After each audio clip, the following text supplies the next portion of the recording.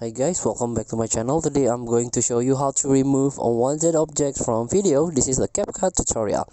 So let's get started. If you use a CapCut as your video editor, you can remove object or cover or hide. So let's get started. This is the video I took from library.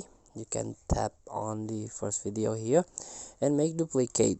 Try to search a duplicate option here, this one, duplicate, and tap again on the first video and make overlay. So this is the overlay. You can tap on the video overlay and then use mask. Try to you can use circle or rectangle here. I try use for rectangle.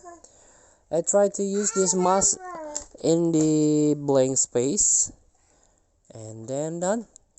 As you can see, I cover the object here. So please feel to try. Thank you for watching. Don't forget to comment, like, and subscribe, and also click the button below. See you in the next video.